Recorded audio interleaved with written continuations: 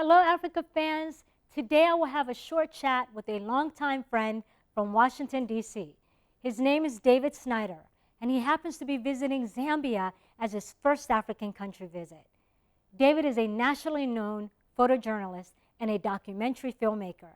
He is the founder of the Photography Channel. You can visit his website at photographychannel.tv. photographychannel.tv.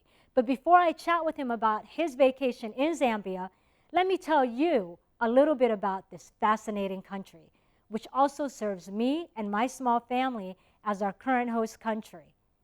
Zambia is in southern Africa, south central in fact, and it is a landlocked country of rugged terrain and diverse wildlife with many parks and safari areas. Zambia boasts Victoria Falls, the largest waterfall in the world. It is also a UNESCO World Heritage Site and one of the 7 natural wonders of the world. Zambia borders 8 countries that you can travel to while you're in Zambia. It borders the Democratic Republic of the Congo to the north, Tanzania to the northeast, Malawi to the east, Mozambique, Zimbabwe, Botswana, and Namibia to the south. And Angola to the west. Zambia contains vast amounts of natural resources such as copper, which is very big here, minerals, wildlife, forestry, many freshwater lakes and rivers, and arable land. The World Bank named Zambia one of the world's fastest economically reformed developing countries. Won't you visit Zambia too, the same way David Snider did? Let us now hear David Snider's personal experience here in Zambia before he flies back to Washington.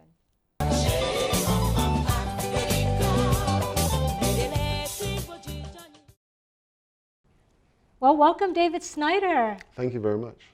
So the first question I want to ask you is, what is your connection to Zambia? Why did you choose Zambia as your first African country? This is a special time in my life. I just had my 50th birthday a couple of weeks ago, and I decided a few months ago that I really wanted to try traveling someplace I'd never been to before. And so going back to when I was 7 years old, I met this wonderful Zambian man who became my uncle, Professor Benjamin Mwene. He and my Aunt Cheryl became parents of 3 beautiful kids eventually, and through him I learned about Zambian culture and about Zambian, and through my Aunt Cheryl as well, about the existence of Zambia and this rich nation full of history and style and an intriguing journey that I was just, was completely foreign to me, growing up in England and then growing up in Washington, D.C. So my impulse to come here this time was motivated by my birthday, and it's been a tremendous, great decision so far. When so meeting my Uncle Ben was my first connection, but then in the early 1980s, there's a photo actually here of my father, Harold Snider. My father and my mother were born blind, and my father came to Zambia a few times to help blind Zambian people learn how to be more independent. This picture shows him with a group of blind Zambians learning how to use long white canes for independent travel. Independence is a core element of the lives of blind people in the United States, and he wanted to help blind Zambians achieve some measure of independence that they could get out of their house and go someplace without anyone, without extra assistance. So independence is one of his many, one of the core aesthetics of that community. Anyway, he would come to Zambia for months, and he would be gone. I'd be in D.C. like, where's my dad? And he'd come back from Zambia with boxes of wooden masks and wall hangings and clothing and pictures and stories and all this stuff. And then blind Zambian people would come to our home in D.C. and they'd stay with us, and they had these beautiful African accents and they funny stories about their lives. And so the people in this picture, these people came to our home, and here I am like this, young teenager, and these people from Zambia are in my house, and I have to make dinner for them and hang out with them and enjoy their company, and it was great. and plus everyone on my mother's family came here. My grandmother came for months and months at a time because, of course, her grandchildren were here, and my mother came as well. My mother's best friend is her sister, my Aunt Cheryl. And so everyone in my family came to Zambia except me. So, I thought, so it made sense that Zambia would be your first African country right. to visit. Plus, I have lots of friends in Lusaka who worked at the Zambian embassy in D.C. I'm a real estate agent in D.C., and I help the Zambian embassy in D.C. with all their real estate stuff. And a lot of the diplomats have come back, and they're my buddies, and they're like, hey, come to Lusaka. We'll take you out. We'll have a great time. You'll never forget it. You'll love Zambia. You'll love it. I'm like, okay. But once I actually got here, and the first day I got here, I said, okay, I get it. This is beautiful. Yeah. And so now you've been here close to 3 weeks, or about 3 weeks. Yeah. So can you tell us some of your personal experiences while you were here in Zambia? I will. The goal of this journey was really to reconnect with my Uncle Ben and this location that he lives at called Rosedale Farm. Is that This is the second photo here shows me on my birthday with my Uncle Ben in the middle of me and my best friend, Joe Chalasia. Joe was formerly the ambassador in Washington, D.C. He's a respected intellectual here in Lusaka as well. And so to have these two guys in a photo with me on my 50th birthday, to be at that farm in this photo is the fulfillment of a huge dream of mine. So please excuse me, remind me what your question was. what your personal experiences, some of the personal experiences that you've had while you were here. Okay. Yeah. So getting this picture, oh, excuse me, if you can go back to the previous picture, please, thank you very much. So this picture is the launching point for my journey here. And from this point, I was introduced to my Uncle Ben's other relatives, and who are also now my new cousins, who I'm now closer. I feel that we're closer as family together, and they're great guys, and with beautiful families and kids, and so I'm reestablishing those connections and following up with my friends from D.C. They're taking me with them to these places that, you know, that they want me to have a great time, so they're showing me a great time, and it's just one day after another of surprises, including you and your family. I mean, every day is a new step in fresh snow. Yeah. And stepping in fresh snow in my life is a real personal goal. I need to challenge myself. I need to get out of D.C. And out of the United States, where COVID is rampaging, and go someplace that just has a different vibe to it, a different style, a different rhythm, a different pace. You know, it's just not. I'm just having, you know, just being here is. It's a different energy. If you don't mind me interjecting, not only here in Zambia, but in other African countries that I've visited, it's kind of, the culture in some ways is kind of universal. Yeah. Like the American way, if you want to know directions, for example, and you walk to someone and you say, excuse me, can you tell me how to get to such and such mall? In Africa, it's not that way. You have to connect with the person first. Yeah. You have to say, hello, how are you? My name is Ayan. Yeah. Oh, you're selling fruit. Oh, that's wonderful. I think I might buy one from you. By the way, can you tell me how to get to Manda Hill Mall? You've got to do a little bit of a chit chat. Otherwise, you'll come across very rude.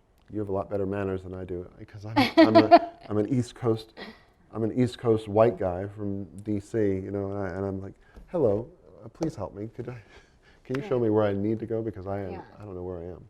But they accept that you're from someplace else, so it's. But everyone's generous to me, and everyone's helpful to me, and everyone's more than helpful, and patient with me, and they're interested in me, and I'm interested in them, and even strangers, I smile at them and say hello. Everyone smiles back at me, and just there are so many strangers that I'm observing people very carefully, and I see their integrity. I see their modesty. I see their they're trying to do something with their life. Yeah. Zambia is not a place with lazy people. Zambians are filled with initiative to succeed. They have no other choice. Everyone is an entrepreneur. There are so many small hustles and small businesses. You know, guys carrying 100 pounds of charcoal, which is only worth about $10. He's got to sell that charcoal. let's go to the second picture, please. Okay. The second picture shows these beautiful school children that had been walking next to me in Livingston. I went to Livingston with my friend Mutali, and we saw the falls and the rhinos and everything, but these beautiful children and their eyes and their interest in me, like I'm the new spectacle. And as a photographer, there is an experience we all know when we are in grace with time. When things happen, they come into my camera or our cameras, and we are lucky that we were there to observe it and catch it at the right moment. Those 3 kids were still checking me out as they were going off to school. And I said hi to them, and I asked them how they were doing and walked with them for a little bit. And they were, you know, I think I was the only white person in Livingston practically. I didn't see very many of them. So I knew that I was getting attention, and they just looked so smart and beautiful. And so that picture fulfills my need to document and capture beauty and life in natural moments. Yeah, you can see the look of curiosity on their faces. Yeah. Yeah, very good. Okay, so what other experiences would you like to share with us? Well, the next picture, please. I went to Livingston to see the falls, which were interesting and beautiful, but I also saw the rhinos, and the rhinos are, of course, an endangered species. This gentleman's name is Gladson Kyayue, and Gladson is a muscular, robust man with a heavy-duty machine gun. His job is to defend those rhinos and to keep them alive from poachers. So the risk that this man is taking, his job is a dangerous and lethal position. This is his commitment. I thought that was a tremendous character quality, and I wanted to get a portrait of him that showed my respect for him. That this guy was a serious man, and he had a serious responsibility, because those rhinos are an international treasure. They're a national treasure. So really, Gladson was an impressive person to me, and I wanted to make a picture that showed how I felt about him. Interesting. Let's see the next one. People in the United States don't have access to wild animals. We go to zoos and we see animals through a metal cage or through a big separation. So the chance to have up close moments to touch these extraordinary animals, like this beautiful cheetah. His name was Cheetah. This cheetah was at the Chamanuca Lodge, which is an oasis northeast of downtown Lusaka. Little Cheetah was just this incredibly, he was like an athlete of kitties. He was like a cat. He was like a cat athlete. It was amazing, the structure of his body and the muscles and his bones, and being able to touch him, although his handlers were right next to me. That picture is, you don't see all the handlers in the picture, but I am there and I'm connecting with that animal for about a minute and just patting him and feeling him and listening to him purring. And you know, now I know what cheetahs are really like.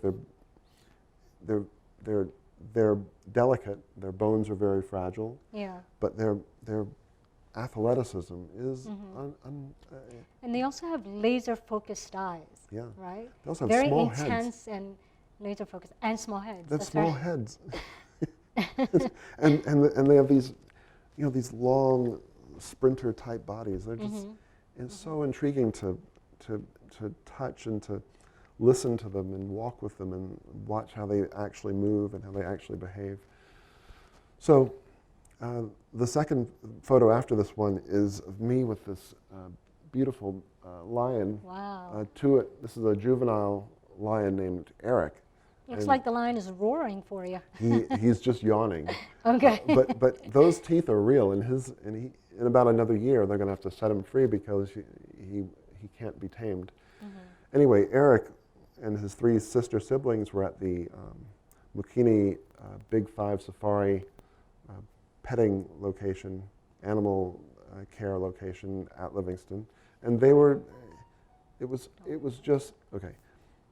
was incredibly satisfying and intriguing to touch these lions and cheetahs, and you know, my friend Mutale that came with me, he was terrified, but you know, the handlers were there and they were right next to me. So these lions were very obedient and docile. Yeah. But man, just to touch that hair and to know what it feels like to pat a lion versus going into any traditional Western city zoo and you can't get anywhere near them, let alone touch them. This is so you can't do this in the United States unless you go to one of those rare big cat fiascos.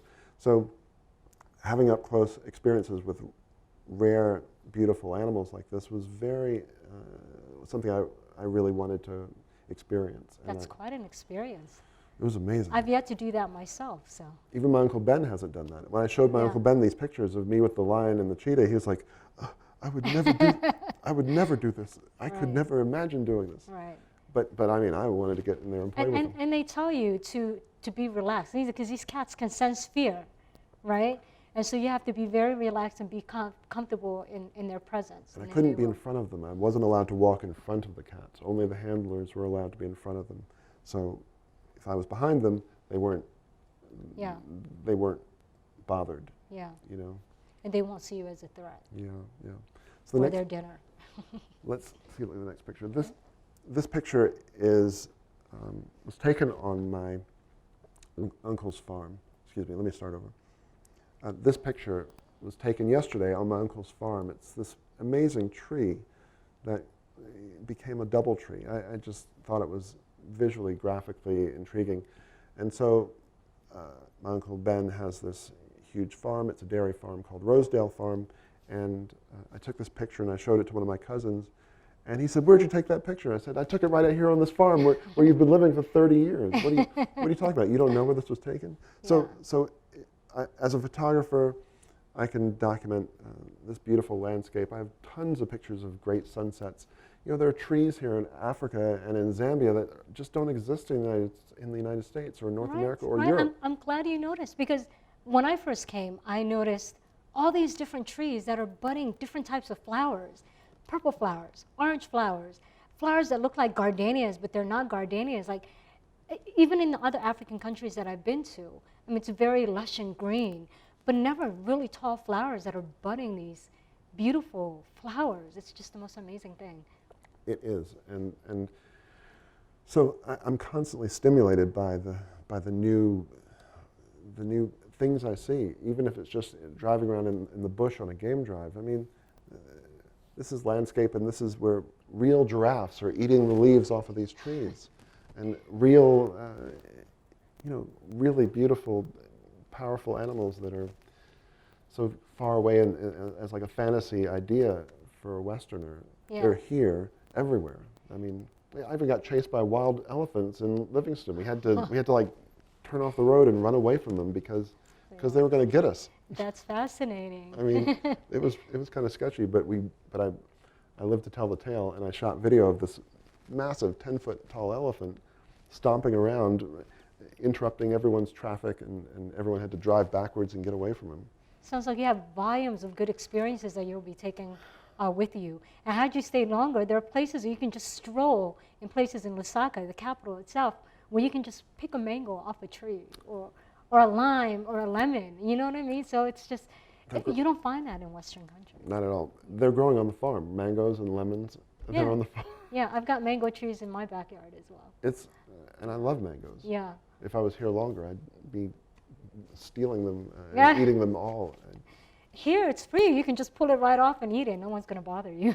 Yeah. So something else I want to know. Did you have any expectations or misconceptions that you had before coming here to which your view had changed after your experience here? You know, yes, I had expectations that I would be received warmly by my family and my friends, but I wasn't expecting how nice everyone is. Mm-hmm. I mean, everyone is so nice. Mm-hmm. It's like this. It's like a pandemic of golden characteristics that has infected all Zambians. Everyone is interesting and patient and kind to me. So that was nicer than I expected. I'd heard about the infrastructure challenges like the power outages, and there's really nothing like sitting there watching a video or having dinner, and then all of a sudden it gets dark and you have to and then we go, oh, switch on For our. like a minute or two, and then the generator takes it back up. No. Where I'm at, there are no generators. You're in the farm. I'm on the farm, or at Joe's house, and they are. We just have to wait. Yeah. And so we just wait, and that being forced to wait for the power to come back on means I am experiencing things just like all of the Zambians are. Mm-hmm. Most Zambians don't have generators. Mm-hmm. You know, I'm just rolling with it. Mm-hmm. You know, if there are insects, there's like flies. There's trillions of flies in Zambia, and I think like they're all inside of the room that I'm in. Anyway, I keep batting them away. They're welcoming you also. Some of them are a real pain in the neck, but I accept it that this is a summertime thing. Flies are everywhere. They're going to go away. They'll die. It's the heat. Mm-hmm. Yeah. Summertime. So being here and just breathing this air, and being on the farm or being with my friends at other locations, I'm having excuse me. It's like I'm importing all of the atmosphere that I'm experiencing. It's becoming a part of me. Mm-hmm. I'm becoming Zambian. I want to be less American. I want to be less British. There's a lot of good qualities, but there's a lot of things that I don't really want to be too easily associated with. So, well, the world is becoming global, so it makes sense that people that are intrigued about other cultures, other histories, other locations, want to not only experience all that, but have that a part of themselves. I'm growing as a person every day that I'm here. I'm growing and enjoying and saying, yeah, this is so nice to listen to this music of these birds chirping or the way this palm tree is rustling. Mm-hmm. There's a tree that's rustling and making the noises that I've never heard before in my life in the U.S. It's this giant palm tree my cousin Mwenza has on the farm, and it's it's the best palm tree I've ever seen in my life. Mm-hmm. And it makes the sound of this giant rustling sound like it's like a wood instrument or something. It's just, and I'm like, God, that's the best tree I've ever seen. Yeah. So my excitement is that everything is new to me, but it's also this is an ancient country. Mm-hmm. And this place is ancient. They've got million-year-old skulls that have been found in excavation sites. This is where human beings come from, and I love history. The core of human civilization comes from the continent of Africa. Human existence comes from. Human existence, I mean, absolutely. This is really deep. So I'm like the product of this new culture. Even racially, being a white person is less old than being a brown-skinned person. The brown skin is such a tremendously. It's the original human. The original humans were Africans. Yeah. So anyway, I just come here with so much pleasure. Pleasure is something I'm feeling all day long. Just getting into a cab and going across town, seeing interesting billboards or interesting people in cars and style and clothing. So every day is a discovery.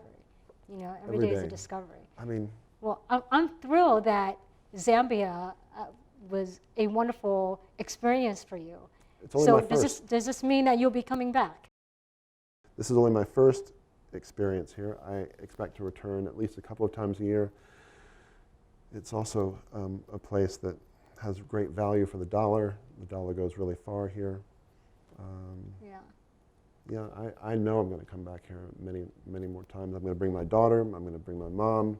I'm going to bring my friends. I want my friends to come to the farm and just sit there under the full moon and just and say, yeah, man, you're in Africa, and isn't this great? Right, and then when you do bring them here, and then the next time you come, you can explore 8 different countries that border Zambia.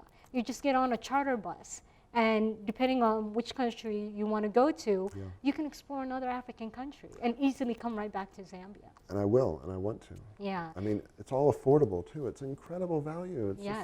It's a person can have a more expensive vacation in their own hometown practically. Absolutely. The dollar goes so far here. So, taking a 30-minute cab ride in Washington, D.C. would cost $20. Mm-hmm. Here it costs, $3 or $4. And experiences are so much richer than you having gone to go to the Caribbean, which is nice, or Europe, which is nice, But the experiences in Africa is like no other, right? It really is. Right. There's so much original culture here that has been carried around the world. Mm-hmm. This is where it starts. Mm-hmm. And so I want to learn more. I want to experience these cultural elements. I want to eat all the good food, all the exotic food. Yeah. I want to hear all the great music. I want to see all the cool buildings and see all the great original archaeological locations. Yeah. I mean, this place is deep and it's huge. I mean, I could spend the rest of my life here just running around. Conceptually, I could spend the rest of my life here just running around enjoying it. That is so wonderful. Okay, so David, if I can get you to do one thing, if you can look directly into the camera and tell anyone who may be considering to visit Africa in general or in Zambia directly, what would you say to them in one sentence? What would you say to them? Okay, people.